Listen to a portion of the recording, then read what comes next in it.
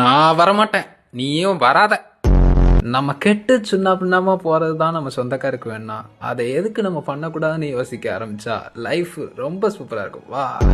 இந்த மாதிரி நேரத்துல வீரர்கள் சொல்லக்கூடிய வார்த்தைகள் என்ன தெரியுமா? செத்துடலாம். பிசினஸ் மேனா இருந்தாலும் சரி, கூலிக்காரனா இருந்தாலும் சரி, பிச்சைக்காரனா இருந்தாலும் சரி, ஏமாத்தணும். மணி டெஸ்க் கம் ஈஸி சார். 2 கையும் 2 காலும் ஒழுங்கா இருந்தாலே காலிக்கிறவ பொழைக்க தெரியாதான் சார். வழியே உள்ளவையே லட்சியத்தை தள்ளி வையே. வாழ்க்கையில் அன்பு பாசங்கிறது முக்கியம் இல்லைண்ணே. நம்மக்கிட்ட கட்டுக்கிட்டா துட்டு இருந்தா போதும்ண்ணே. வாழ்க்கை பூரா சந்தோஷமா வாழலாம்ண்ணே. டேய் தம்பி, ஸ்டெப் தான் கஷ்டம், மற்றது எல்லாமும் கஷ்டமாக தான் இருக்கு. எப்படியோ விட்டுரு, திருப்பி வந்துடாத. நம்மளாம் வரணும்னு எவனும் கேட்கல.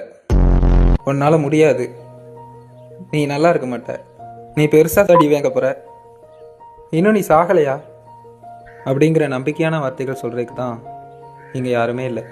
செத்துடலாமான் இருக்கிறவன்ட்ட ஒரு வார்த்தை இந்த மாதிரி சொல்லி பாருங்க, அடுத்த நாளே கண்டிப்பாக வந்து பார்த்தீங்கன்னா நல்ல விஷயம் நடக்கும். நம்பிக்கையோட பேசுறது தான் இங்கே பல பேர் சீரழிறதுக்கு காரணமாக இருக்குது. நீ வா வாத்தியாரே, ரோஸுக்கு முன்னாடி உனக்கு பாடையை கட்டிடுறேன். என்னை யாரும் அடிக்க முடியாது, ஏன்னா எனக்கு 72 வயசு. சினிமாவில் பஞ்சு டைலாக் இல்லை தம்பி, இது குடல் டைலாக். குடல் டைலாக்.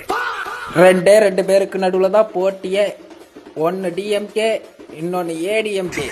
ரோட்லேயே நடந்து போகிறேன், நல்ல ட்ரெஸ்ஸு போட்டிருக்க, ஒரு சின்ன கல் தட்டி விழுந்துட்ட. ஓ முச்சி இல்லை முழங்கா முச்சி, கல்லில் பட்டு உடஞ்சி ரத்தம் வெளியில் வருது, நல்ல சிகப்பு ரத்தம்.